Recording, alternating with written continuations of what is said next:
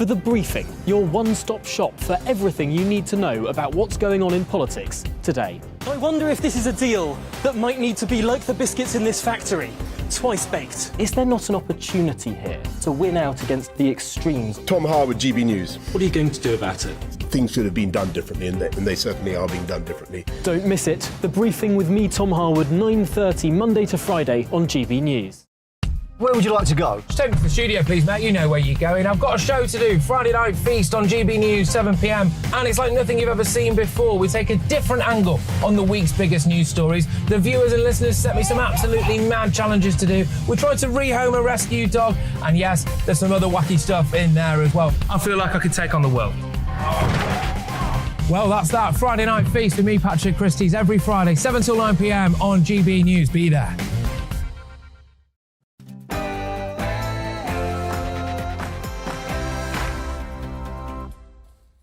It's 11 o'clock. It's time for Headliners, a first look at tomorrow's papers in the company of two brilliant comedians, Leo Kearse and Lewis Schaefer. Oh, Jesus Christ. Is he really going to invoice for that? Lots of stories to get through, big opinions, and a couple of laughs along the way, but mainly from Leo. See you after the headlines.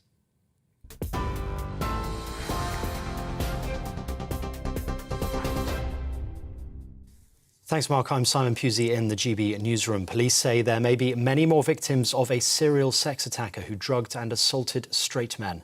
Louise da Silva Neto from London was found guilty of spiking two men with drugs before raping one and sexually assaulting the other. The 35-year-old used the date rape drug GHB in separate incidents in Middle Barton in Oxfordshire last November and December. He's set to be sentenced next Thursday. The Conservative Party has suspended politician Chris Pincher while he's being investigated over accusations of sexual misconduct. A formal complaint was made to Parliament's watchdog after he was accused of groping two men at a private members' club while drunk on Wednesday. He resigned as Tory Deputy Chief Whip last night, saying he'd embarrassed himself and other people after drinking too much. The Royal College of Nursing claims its staff were left at risk during COVID without proper guidance, effective testing or protective equipment. The union is calling for nurses to be fully involved in government inquiries into the pandemic. It says the Office for National Statistics shows UK COVID infections have gone up by more than 500,000, with 2.3 million cases recorded last month. Two British men have been charged with mercenary activities in the separatist region of Donetsk in eastern Ukraine. That's according to the Russian news agency TASS.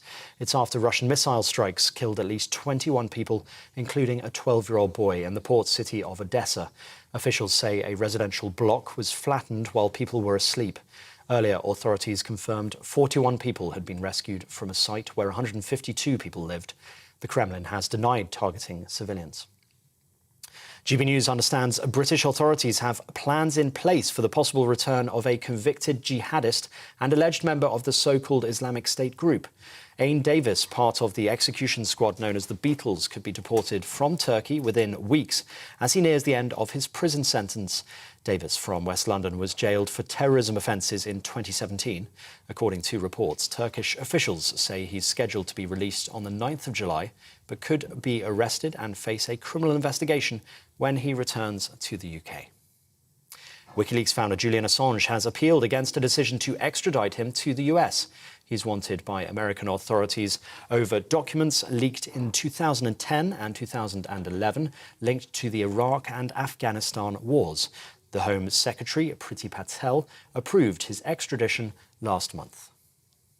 Police have warned that lives could be put at risk if protests go ahead at the British Formula One Grand Prix this weekend. Northamptonshire Police say they've received credible intelligence that a group are planning to invade the track on race day. A record crowd of 142,000 people are expected at Silverstone on Sunday. Local authorities fear the event could be disrupted. TV, online and DAB Plus radio, this is GB News. Now it's back to Headliners.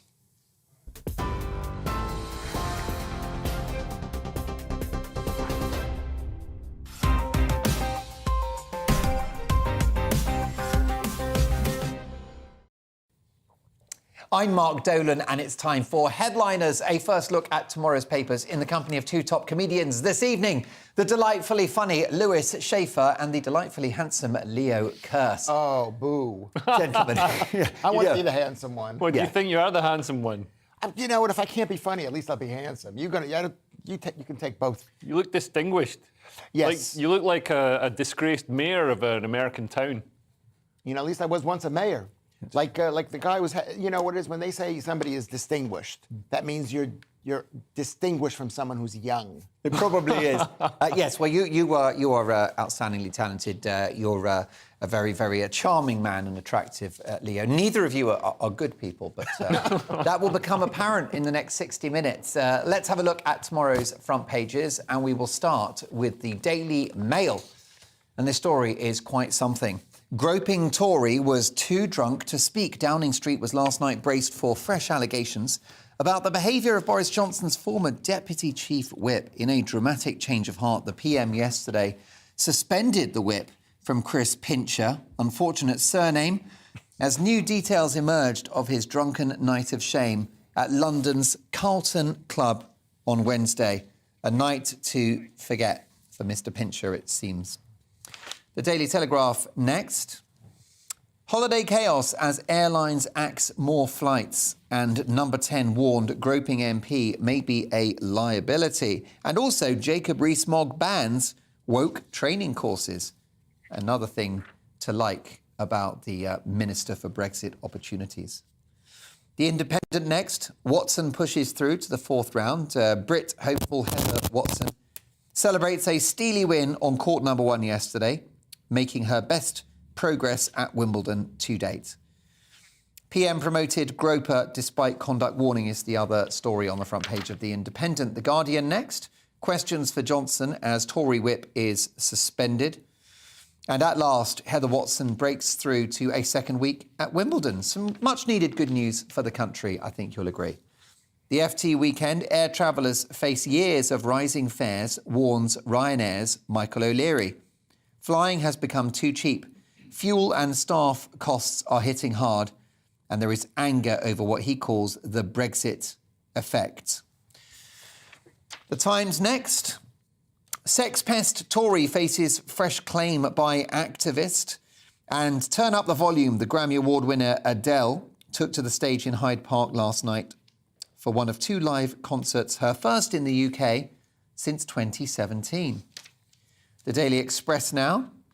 It's a promise you will enjoy a hassle-free summer holiday, say the Daily Express. Well, here's hoping. The other headlines seem to contradict that message. Clever Queen reigns on Sturgeon's parade. That's a column by good friend of GB News, Carol Malone. And PM's bold plan, buy dream home and pass on mortgage. Revolutionary plan allows a 50-year family mortgage to be shared by generations, and it has received the backing of the Prime Minister, Boris Johnson. And last but not least, The Star. Bird heading home to Gateshead found 4,000 miles away in Alabama. Nab him, jab him, tab him, grab him, stop that pigeon now. And those are your front pages.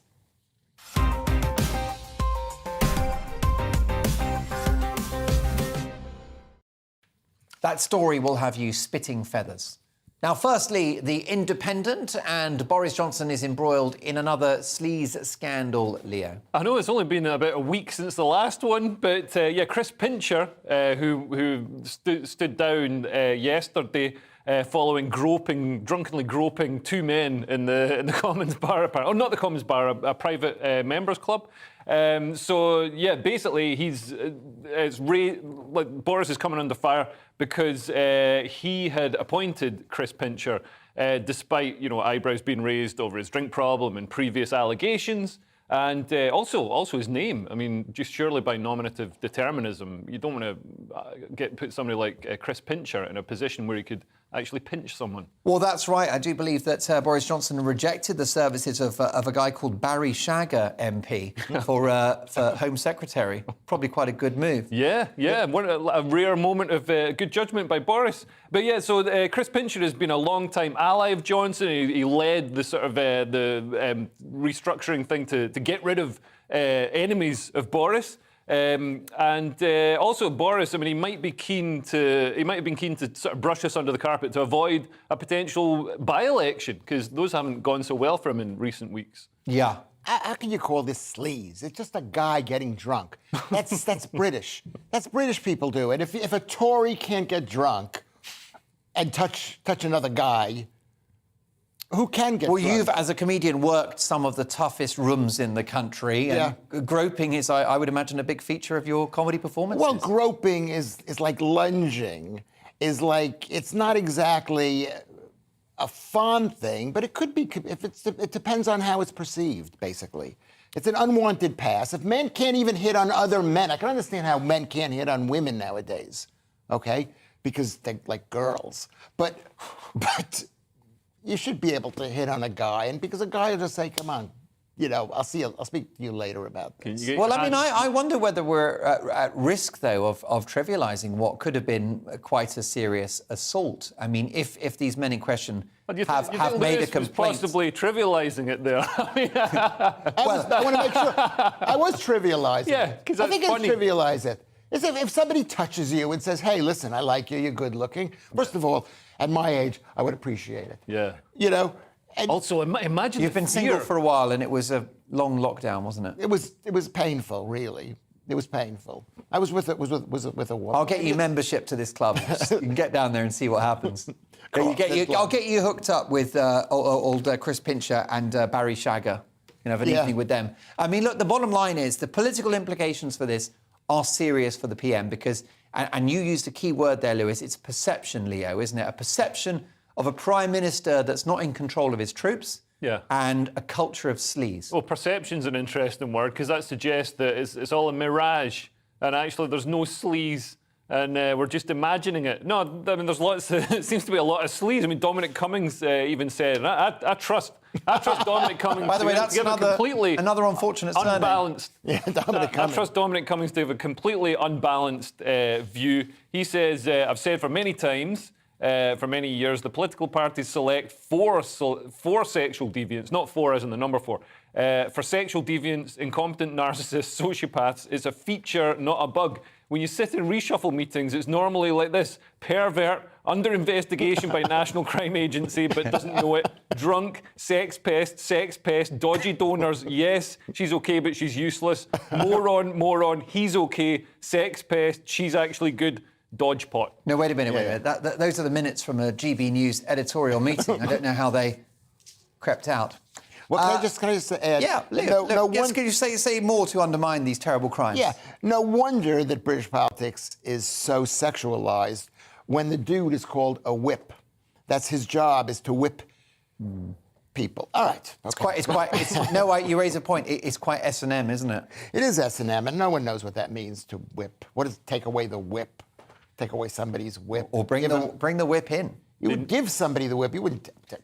All right. Bring the whip in, especially if you're trapped in a loveless marriage. I thought that would be more interesting. I think it works. Yeah. I think it worked. Look, it's all about opinions. Let's get to yours on this next story, The Telegraph. And it seems COVID is making a comeback, Lewis. Where's your mask? It isn't making a comeback. And this is, you know what, I don't even want to discuss this story. This goes in the file of totally boring, unnecessary stories. I shouldn't say that because you're sitting here discussing it, but people like, what it is it's in the Telegraph. It says that around 2.3 million people in the UK now have COVID, right? Whatever that means. What does it mean, have COVID? Are you in a hospital? Are you coughing yourself to death? You're not. You're not. You're not. And it's up by 32% from the previous week.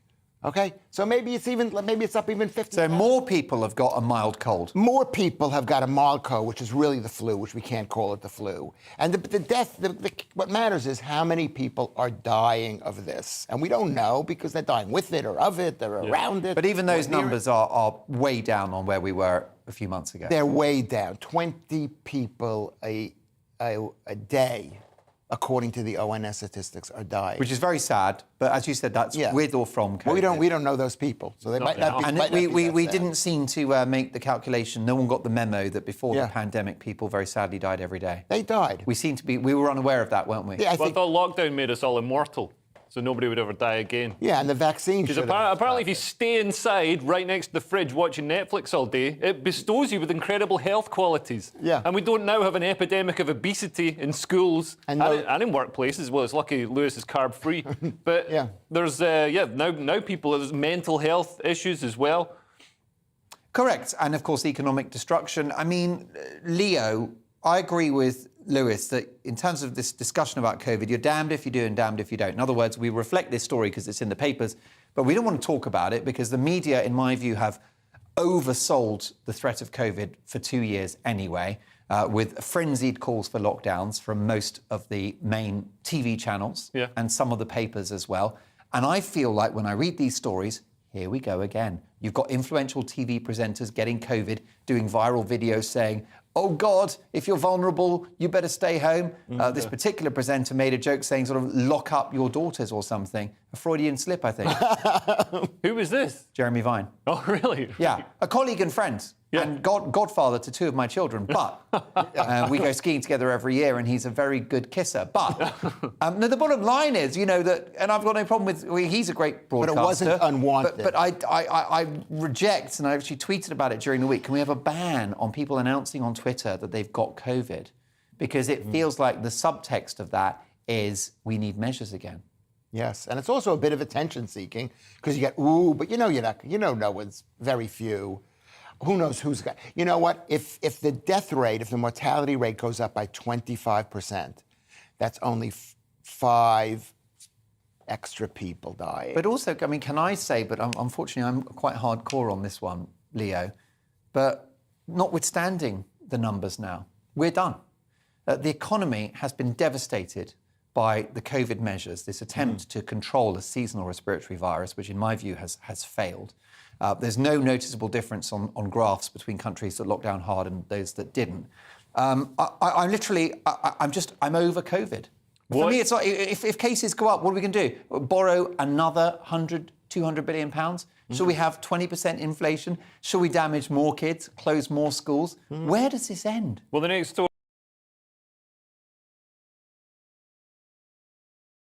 Restrictions, because virus cases and hospital admissions appear to be rising, but I say appear, look like they've trebled. COVID admissions have trebled over the past month to 1,200 a day. But this has to be seen in the context of only a fraction of these are actually ill with COVID. The vast majority of them, they're saying they're hospital admissions with COVID, which makes you think somebody's getting COVID, you know, coughing and spluttering, falling over. Somebody phones an ambulance, they get rushed in. No, they're going in with, you know, a sprained ankle or, you know, temporary amnesia or whatever it is. And then they run the COVID test because it's a hospital, so you've got to do a COVID test. And 2 million people have got, and too many people have got COVID. And it turns out they've got COVID, but it's not actually the thing that's making them ill. But also the deaths are also very low. Leo Kearse, stand-up comedian and man about town. Here's the point.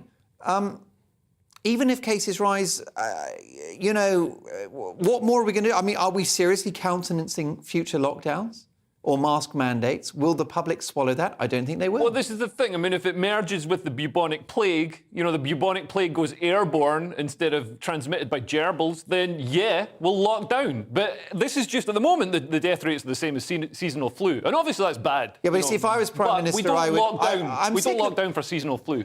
Leo, and Lewis, I'm sick of politicians saying, well, we'll just keep these emergency powers in case they're needed.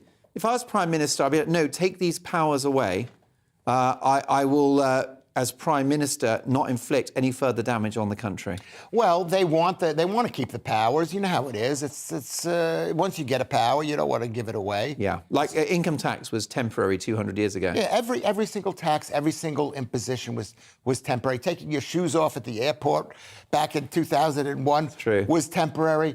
Marriage was temporary. Yours was. Mine was. And can I just say her loss though? No. The longer it's taken, I've got it. Anyway, the point is, listen. You don't look well. Have you got COVID? You know what? I'm about to cough. I interrupted you, but what were you going to say? I mean, do you think second time round? No, it's not second time round, is it? Fourth or fifth time round. Do you think the public will put up with any future scaremongering when it comes to the virus? Yes, I do. I never underestimate the stupidity of the public, whatever country you're in. Even in America, my country, the greatest country in the world, people are watching this. Except for the lived in Peckham. And those people also, I hate to say it, everybody you meet, everybody. I think it's time for you to accept that Britain is your country. It is my country. Pledge allegiance to the Union Jack. No, I'm not going to. At least I want to be somewhat distant from the place. Well, let's talk about, because Britain is a beautiful country, but let's talk about Turkey. Saturday's Independent, a terrorist who is jailed in Turkey could come to the UK within days, Leo. Yes, a jihadist accused of being part of the so-called Islamic State terror cell known as the Beatles could reportedly return to the UK within days. Unfortunately, too late to headline Glastonbury. But he's called Ain Davis. He was jailed in Turkey in 2017 for terrorism offences after going over to Syria to fight for Islamic State. But he's going to be deported back to the UK, where he could go free. So he could be roaming the streets, possibly, decolonising more people's heads from their bodies. And it could be awful. So, they're saying they might put a tag on him. They might be able to lock him up somehow. A tag? I mean, How reassuring.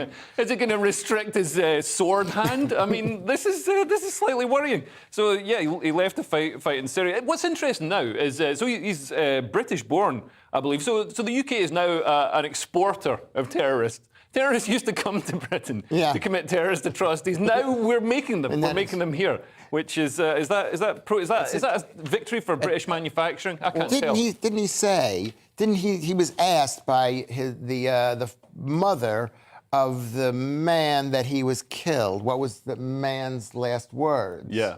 And what did he say? Please make this quick. Please make this quick. So the dude, this killer, couldn't even lie to the mother and say his last words were, "I love my mother, give her my regards." Yeah. Just to make her life a little bit better. Truly shocking. And interestingly, I mean, some of the, not to, cast aspersions upon people crossing the channel, but Salman Abedi, who committed the awful Manchester Arena attack, he was rescued by the Royal Navy and brought to the UK. So it puts into perspective the fact that some people are getting in across the channel. Some people are coming to the UK not to become good British citizens, but with nefarious intent. Let's continue on that theme of nefarious intent, shall we? The Times next. A snap election, Leo, this year. What do you reckon? Oh, yeah, so... October 2022? Yeah, so Boris Johnson has ruled out the possibility of a snap election after weeks of speculation. The Conservatives are trailing Labour in the polls and have suffered a series of by-election defeats. Well, it was just a couple.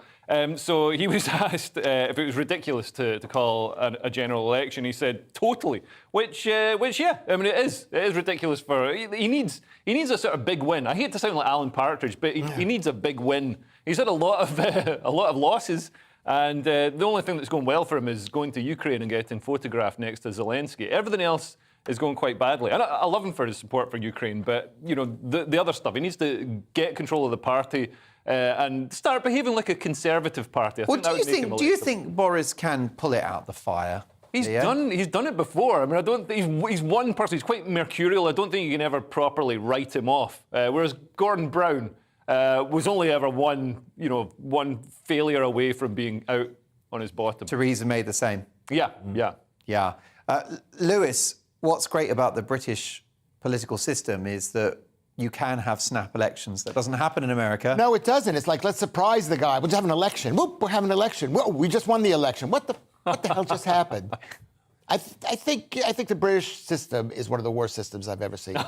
Really, first of all, Boris Johnson wasn't elected by people. People are walking around thinking he was elected by people. He was chosen by a small group of people. Well, they elect the party. They elect the party. They're not. He's not a president. Yeah, but exactly, he's not a president. And America came for the British people. This country, actually, I'm going to say this off the record, is the greatest country in the world. I don't want anybody to think that, because my whole act is like putting you people down. But it is. But the fact is, you created America. And the American system is so perfect with checks and balances and a presidential system with an elected this and elected that and an appointed.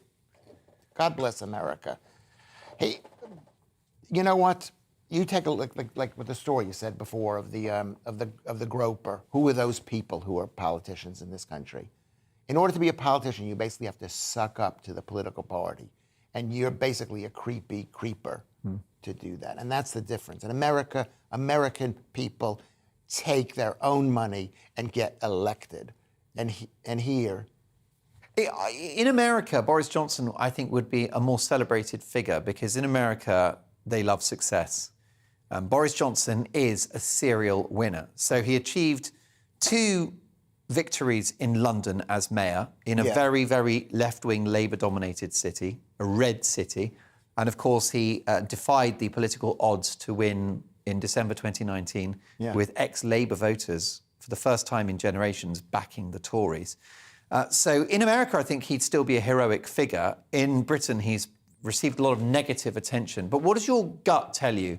Does this guy fight the next election and does he win? I think like Leo says, you can't rule him out. Yeah. Basically. I mean, he did the most amazing job of stealing the free bicycles, basically, in the street from... Yeah. And Starmer, obviously, his opposition at the moment could be ruled out quite quickly. So if Durham police come back and decide that, he did break the lockdown rules, Starmer's already said, if there's any lockdown rules broken, I'm gonna go. Whereas Boris cleverly refused to go. It's not that cleverly, it's that Starmer is an idiot for saying that. Why should the police decide who's going to be the next prime minister? There you go. Lots more to come after the break. Is AI now racist? LGBT diversity at universities. And will TV ads be getting longer? Not these ones. See you in 2.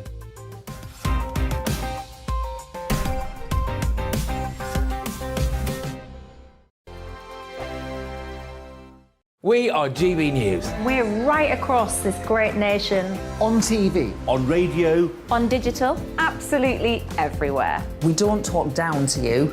We embrace all voices with honest and civilised conversation. We are not part of the establishment. We're one of you. And we're only getting started. Join us on GB News, The People's Channel. Britain's news channel.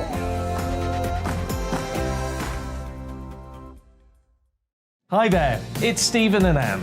At breakfast from 6 a.m, you'll always be caught up with everything you need to know. The latest headlines, opinions and debates. We'll bring you the good news and the bad, but most of all, we're here for you. Remember, send in your views and let us know what you would like us to talk about. That's because we're your news channel. And every morning at 6 a.m, it's breakfast on GB News. My name's Tom Harwood and join me 9:30 a.m. every weekday for The Briefing, your one-stop shop for everything you need to know about what's going on in politics today. I wonder if this is a deal that might need to be like the biscuits in this factory, twice baked. Is there not an opportunity here to win out against the extremes? Tom Harwood, GB News. What are you going to do about it? Things should have been done differently, and they certainly are being done differently. Don't miss it. The Briefing with me, Tom Harwood, 9:30 Monday to Friday on GB News. Where would you like to go? Just take me to the studio, please, mate. You know where you're going. I've got a show to do. Friday Night Feast on GB News, 7 p.m. And it's like nothing you've ever seen before. We take a different angle on the week's biggest news stories. The viewers and listeners set me some absolutely mad challenges to do. We tried to rehome a rescue dog. And yes, there's some other wacky stuff in there as well. I feel like I could take on the world. Well, that's that. Friday Night Feast with me, Patrick Christie's, every Friday, 7 till 9 p.m. on GB News. Be there.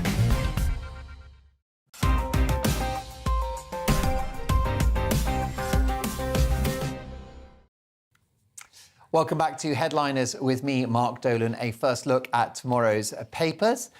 Still with me, reacting to the big stories from tomorrow's papers, the brilliant comedians Lewis Schaefer and Leo Kearse. Well, let's have a look now at The Independent. And some good news, but not as many people are dying as possible, but it's a mixed picture, isn't it? Tell me more. Oh, my God. It's according to The Independent and the ONS, which is the Office of National Statistics. They're constantly putting out death figures and things like that. The mortality rates in England and Wales, which for the people overseas, that's basically England to Wales. It's basically Britain. There's been a slight decrease in 2021. Of course, there's a slight decrease in the people who died, period. And which, in theory, so what happened last year? Of course, there's going to be a slight decrease. It's only been the biggest epidemic in the history of the world, which didn't kill anybody, very few people. And there was a very slight uptick in the number of people who died the year before, 2020. And I've gone over the records, and the records basically show that there's been no blip in the number of deaths in 2000, a slight increase. Well, does this speak to a colossal overreaction to the virus? Here's the problem with this show, okay? I agree with you totally. You can tell me as well. I agree. I got some theories on this as well. All right, so you're going to go your theory, but I agree with you totally. I think this is the biggest overreaction. There was a nasty virus which killed too many people. We can agree on that. Yes, it did. It did. You know what it was? It was a very. And you don't hate to call it a flu because it's not the flu. They don't call it the flu. It's basically the flu. Okay, and I knew this was going to happen, and now Can we call it a nasty flu?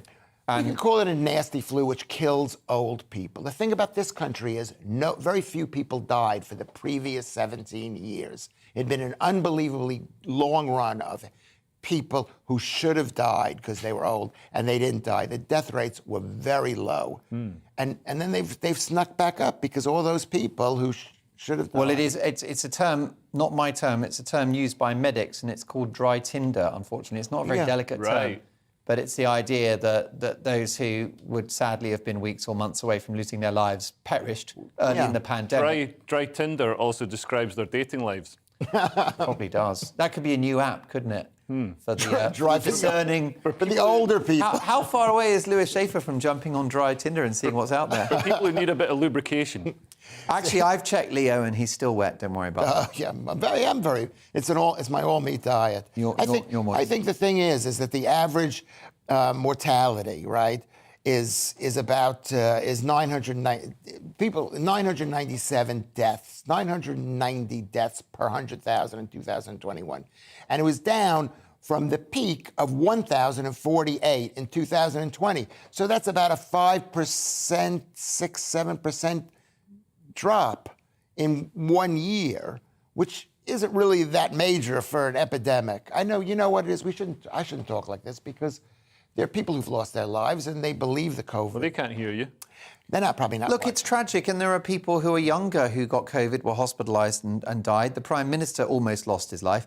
It's a wretched, appalling virus, highly transmissible, Leo. But just you wonder now whether the measures to tackle this virus were very expensive and which I believe will bake in future death for generations. Yeah, because the NHS won't have funding for other things. The government's going to be paying back all the money it borrowed.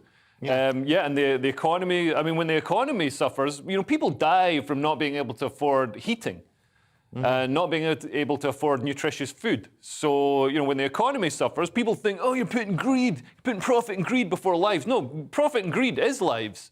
We've become a rich country, and we're sort of now retracting and becoming less of a rich country. But also something that I felt during the pandemic is, we talked about, obviously the desire to preserve life, although I believe that backfired with lockdowns, but, we can debate that.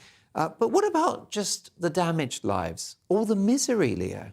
Yeah. The misery, all the people who had marriages break up. People, they didn't die or they didn't get seriously ill, but as you say, they split from their partner or they just got depressed. Right, and they will eventually die. I'm surprised the numbers aren't really that much. This is the most depressing episode of Headliners I've ever been on. Well, there are positives. There are positives. Between us... This is like waiting for Godot. A little bit. Between us, we've watched... Let's ponder more on our eventual death. We could talk about the heat death of the universe, and then nothing will survive after that. All life is futile.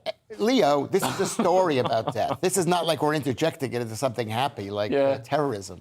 Well, look, it is an interesting one to debate. That story will run and run. Let's go to AI now. Much more cheery story in the Daily Mail. Artificial intelligence is potentially racist. This is a lot more fun. We've got racist robots now, so we don't really. Basically, this is... they say Robocop may be getting a 21st century reboot as an algorithm has been found to predict future crime a week in advance with 90% accuracy. But they've got this AI tool that forecasts crime by learning patterns in crime and the geographic locations of violent and property offences. But like they say, it's been proven controversial as the model doesn't account for systemic biases in police enforcement and its complex relationship with crime and society. I'd say it's controversial. And bear in mind, I used to be a criminal intelligence analyst. This was my bread and butter for about 10 years. It's controversial because it doesn't predict anything. They're taking blocks of a city that are 1,000 feet by 1,000 feet, and they're predicting crimes happening in that block. I'm sorry, but that's not a laser-guided cruise missile. You're not going to be able to pinpoint, we need to send the police to this this 1,000-foot square block. That's an absolute nonsense, and it's only to plus and minus 1 day. So yeah, this is they're predicting nothing. It's like, oh, crime happens in a city, it's going to happen in a city next week. Like, we've known that for years. So this is just nothing really. They've known it for years. I remember Rudy Giuliani's police chief, Benjamin Bratton. This is what he became famous on. He was born very young. And, 30. Born very old and died very young. What, Benjamin Bratton? Yeah. Yeah, he was. Oh, I see. I see. He got younger as he got older. No, Bill Bratton. Sorry. Everything I say needs to be fact-checked. But Bill Bratton, sorry, you're right. Sorry. The curious case of Lewis Schaefer. Thank you for listening to me. I love this guy. He's like listening. And you too, Mark. Yeah, you know you're in trouble when Leo Kearse is your fact-checker.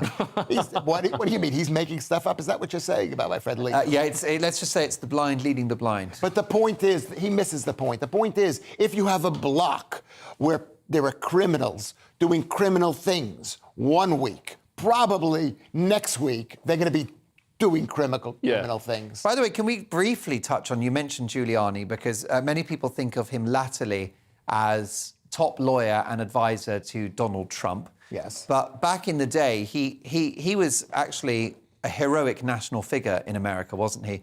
Not just with his dignified handling of the 9/11 attacks, but his amazing success at tackling crime in New York. Yeah, we brought a lot. Sorry, you were going to say something. Well, we brought a lot of the methodologies over here. I was working in London in crime reduction when we brought over broken windows theory, problem-solving policing, and these are incredibly effective, really cost-effective ways of tackling crime, because crime is always treated as a police issue, so you just send people in yellow jackets and they arrest people, but actually the best way of tackling crime is often environmental, so changing street lighting or changing sight lines, or even changing bus routes can make an impact and get people out of an area quicker, so you don't get violence after nightclubs shut, for example. What was the broken window philosophy? Was it zero tolerance to small crimes? Yeah, basically. So Lewis will know this as well as a New York resident, but if there were broken windows and graffiti and, the place looked like a state, people would feel empowered. Most crime is opportunistic. Most crime is just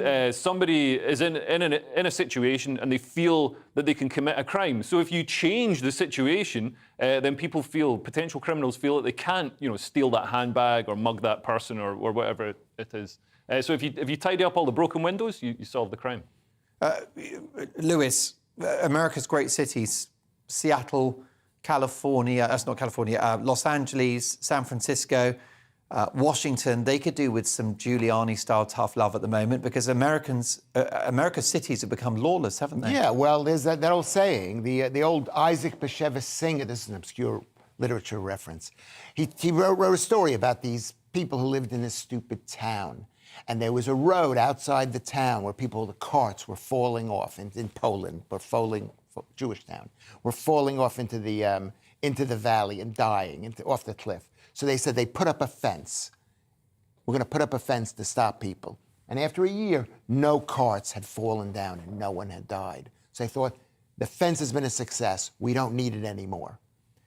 And that's what's happening in American cities, is all the things that Giuliani did, they think they don't need to do anymore. They took it for granted, and they dropped the ball. And they dropped the ball. Yeah. He's a great man. Yeah. Turns out maybe defunding the police isn't so successful after all. Who knew? Who knew, Leo Kearse? Well, and we're seeing a lot of left-wing, mayors and things like that being replaced in American cities because they're not doing the job on crime. Yeah, too right. Was my story, was that too long, do you think? I don't think it was long enough. I thought there would be singing at the end, I've got to say.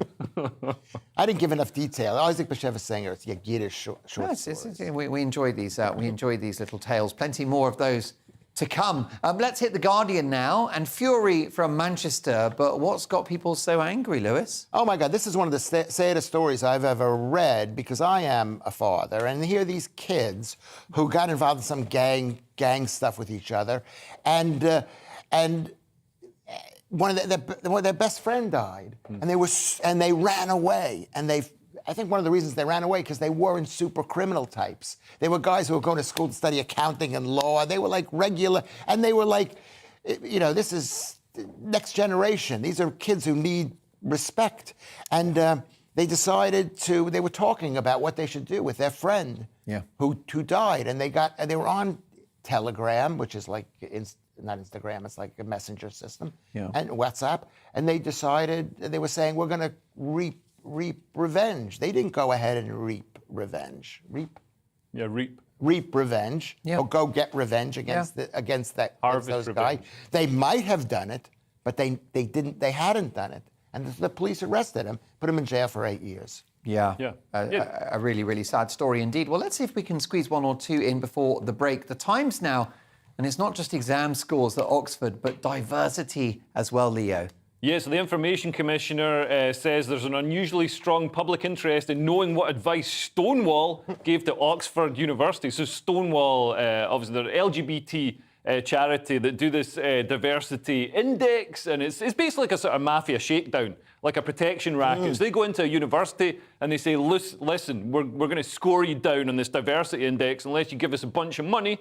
And then the university gives them a bunch of money and they say, look, you could make it more LGBTQIA2S++ friendly if you called tampons, non-gender pineapples or whatever, whatever nonsense, whatever gender woo-woo they're going for.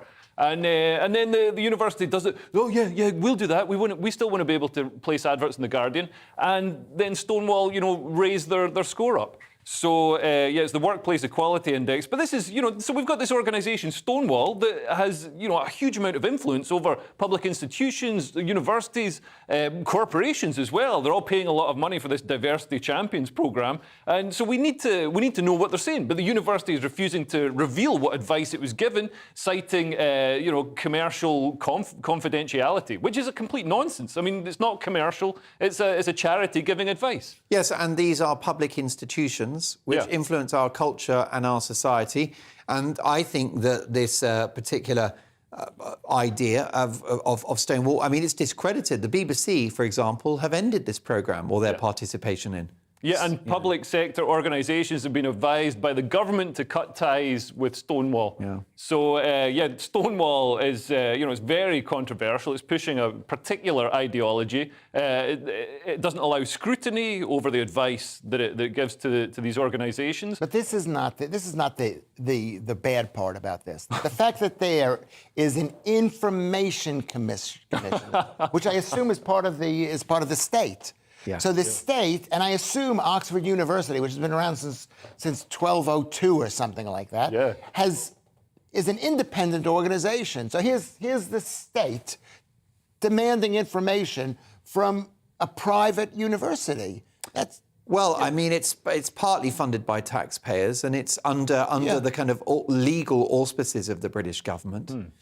So they're not. It's not exactly just a pure private firm. Everything in this country is funded by the government. It's either owned by the government, the land's owned by the Queen. There's always something involved. To me, whatever Stonewall is, it's their business. Oxford and business being the Oxford, business being the operative word. Very briefly, let's talk about The Independent and long ad breaks, Lewis. Well, this is like a non-news item also. It's like, because you're getting stuff from the mainstream media, like this is them, it's a big news item. The fact is no one watches TV.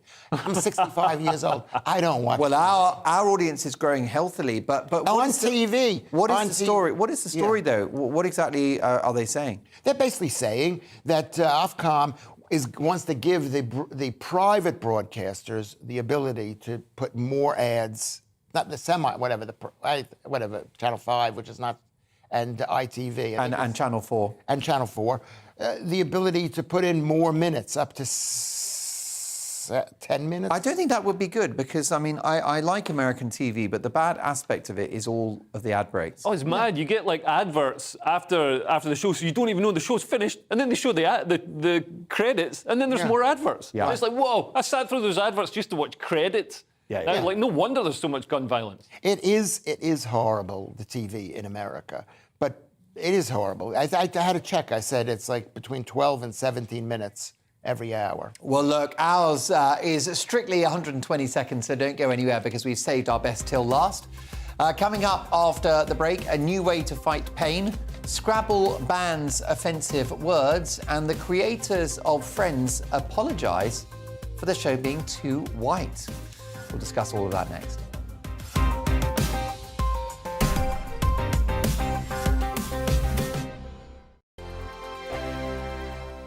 We are GB News. We're right across this great nation. On TV. On radio. On digital. Absolutely everywhere. We don't talk down to you. We embrace all voices with honest and civilised conversation. We are not part of the establishment. We're one of you. And we're only getting started. Join us on GB News, The People's Channel. Britain's news channel.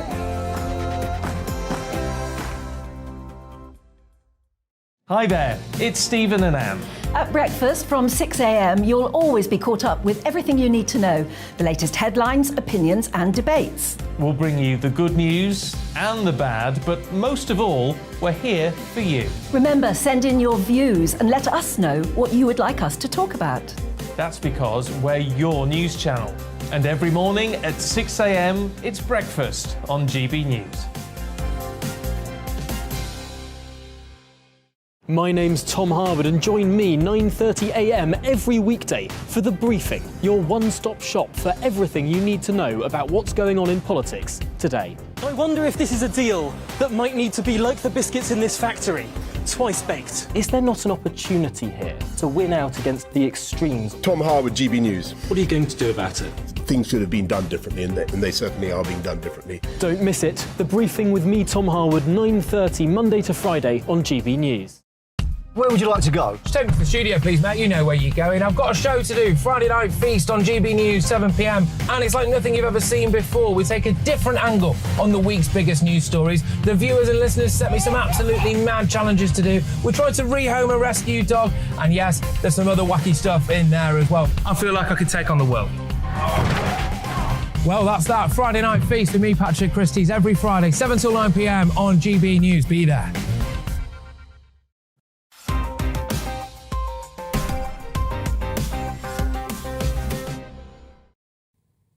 I'm Mark Dolan and you're watching Headliners, a first look at tomorrow's papers in the company tonight of the brilliant comedians Lewis Schaefer, who is just texting someone there on dry Tinder, and Leo Kearse, a man who doesn't need love. He's got a beautiful wife and a baby on the way. Look at that.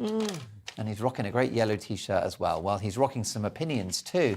And let's get to the Daily Mail.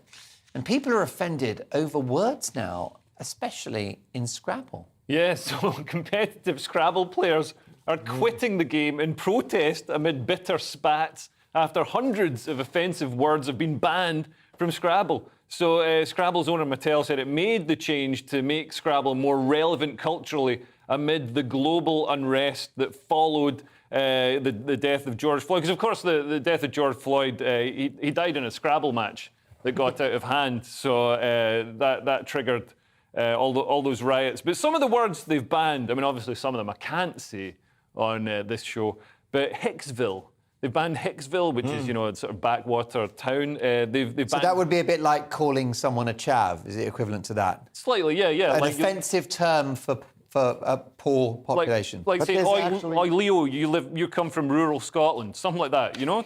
Yeah, but there is, let me just say this, there is a place called Hicksville, and that's where It's banned Billy Joel came from. Really? Hicksville, yeah. There Is is that- an is that actual true? place. Is it in the If you state go- of New York? It's on Long Island, yeah. Right. Yeah. It's near where I grew up, and Yeah, and there's... You come from the posh bit, don't you? I come from the medium posh bit. You, yeah. you got breeding, haven't you? No, the town was doing very well. We were the poorest Jews in the entire town. Please don't bring it up, it's painful. There's also greybeard, so that's a derogatory term for an old person, apparently. Yeah. Jesuitic, which is a member of an order of priests founded in 1534 to do missionary work. I don't know why that's been banned. So people are angry. I mean, obviously there's situations where you can't use these words, but they've been used, so they're in the dictionary, or they certainly used to be, and so we can't uninvent these words. These people are saying. So they're quitting Scrabble. They're going to Hungry Hippos. Yeah. Apparently. Yeah, and guess who? That would do it, wouldn't it? Yeah. Well, do you know what's interesting is you missed the point about this one is the reason why people are so upset is not because they can't use these words. They don't care about these words. But these nerds who play Scrabble, and I don't want to offend them, they spend all day long memorizing this book of what is a legitimate, and they remember... It's called a dictionary. It's called, and so now they've got to sit there and say, I can't use that, which basically makes them as good as any other player out there, which takes away their competitive But I edge. think this is horrific because this is more censorship, isn't it? Lewis, and you're both creative men, and words are your tools. Don't you think it's terrible that it's being taken away from Scrabble players now to select certain words, just as comedians can't make certain jokes and song lyricists can't write certain lines? No. It's not progress, is it? No, because I at think the it's end a of the disgrace. day, at the end of the day, when they ban a word, people remember that word. Nobody remembers. People are now I'm going to remember Jesuitic, whatever. I'm going to say Jesuitic. Listening now for the rest of the show. I just can't believe it was banned. Like, what, Jesuitic? It's literally a word that describes a type of priest. Yeah. Okay. Well, more from the grey beard that is Lewis Schaefer, and all the way from Hicksville, Leo Kearse. The Telegraph now and the creators of a massive 90s show are apologising. Oh, this I found absolutely hysterical. It's like these people are woke, but at least they're losing their money. Right. Is that the Friends creator, this Marta Kaufman, okay, she gave £4,000 to a Jewish university, which is Brandeis University, to set up an African and African American studies department. Okay, to support African American. By the way, $4 million. I think you said $4,000. $4 million. Okay, thank you for listening. This is inflation. Appreciate it. Yeah, thank you for listening. Because she was embarrassed by the whiteness of the show Friends. She was embarrassed. Right, now this irritates me because this is a white comedy writer who makes millions from a hit show and then decides after the fact, having banked all that money, that actually it was a bad thing. Yeah, I don't remember anybody at the time saying we need more black characters. It was, I don't think black people wanted to be in that because those people were such losers. They were, it was such a, I didn't even watch it. Those people are living in this house. They're not married. They've got no love.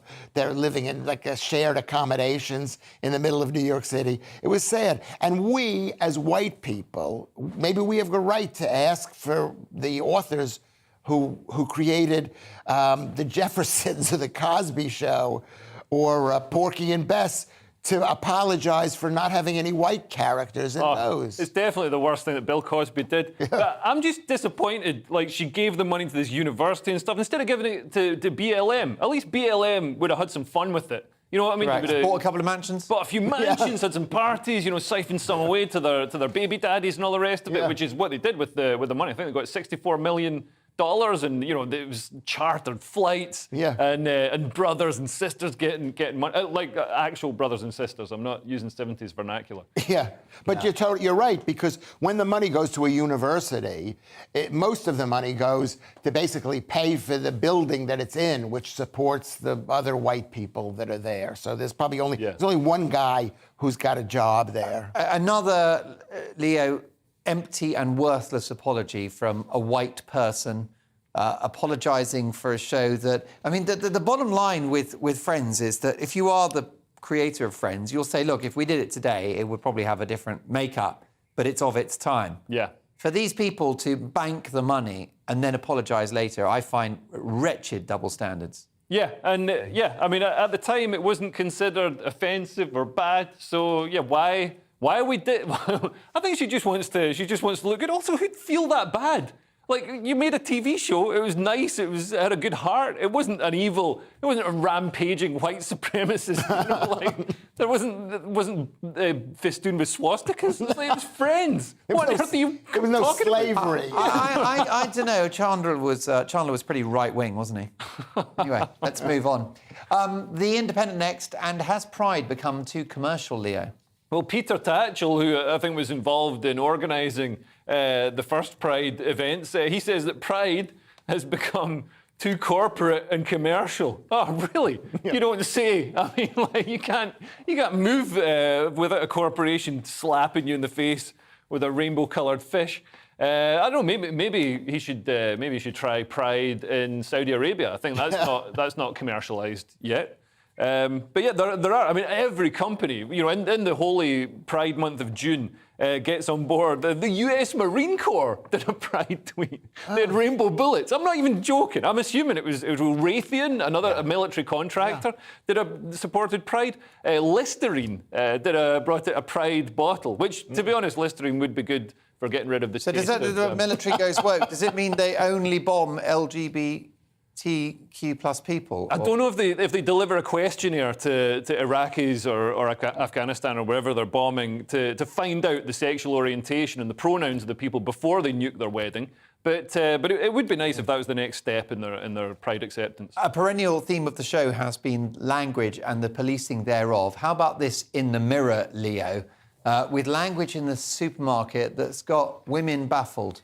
Oh, yeah. So women are baffled by some words, but not because they're women. So Aldi and Asda have changed the name of their feminine hygiene products. I always thought feminine hygiene was quite a woke phrase. You know, they mean like tampons and stuff like that. Yeah. They should have a sign that says tampons, stuff like that. But they've changed it. Tampons, stuff like that. Yeah. Then you know. Then you know where you're going. Like, I'll be looking in the supermarket, looking around. Where are the tampons? Feminine hygiene products. That just sounds like shower gel. But anyway, so women are complaining because Aldi and Asda now refer to them as period products. So, but it's not like the word feminine stopped anybody buying what they needed. You could be a trans man and go and buy tampons. It didn't stop you. It just told you where they were. It's not like you'd have to, go and buy some Lynx or something instead because that's marketed to men to wash your vagina. But women are angry about this. I don't think it's that big a deal. But I guess it is, these creeping, like a death by 1,000 cuts, creeping. It's like in the NHS with birthing people rather than pregnant women, It's supposedly harmless and innocuous, but there's something, a subtle way of changing our society. But there are some women who don't have periods.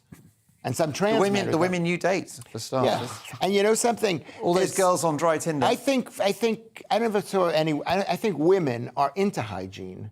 They're like completely. And on that bombshell, we'll take that out of context. Let me tell you this: if that's not a TikTok video, I don't know what is. Women are into hygiene. Right.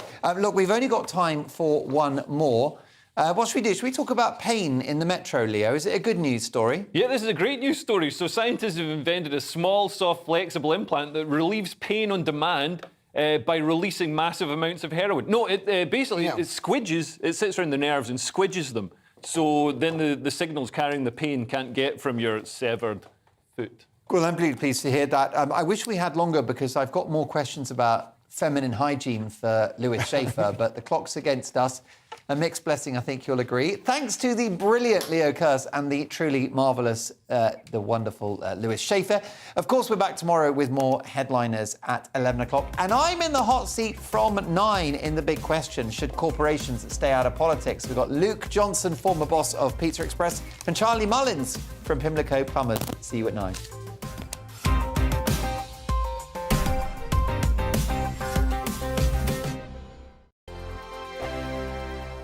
I'm Dan Wootton. Join me Monday to Thursday from 9 to 11 for the feistiest and most fun news debate on TV, where free speech reigns. I'll bring you a sharp take on the day's biggest stories, bombshell newsmaker interviews, and A-list guests.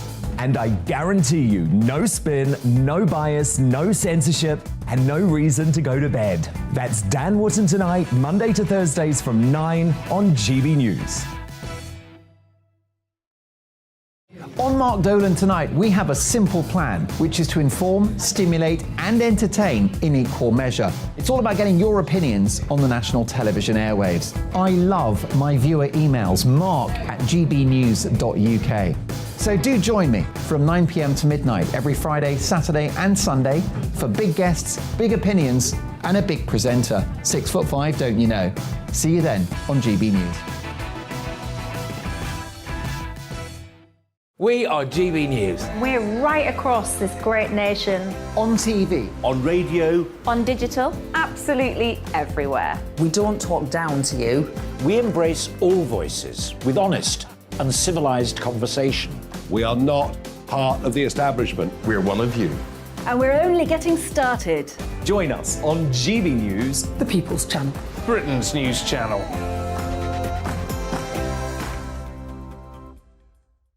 Hi there, it's Stephen and Anne. At breakfast from 6 a.m, you'll always be caught up with everything you need to know, the latest headlines, opinions and debates. We'll bring you the good news and the bad, but most of all, we're here for you. Remember, send in your views and let us know what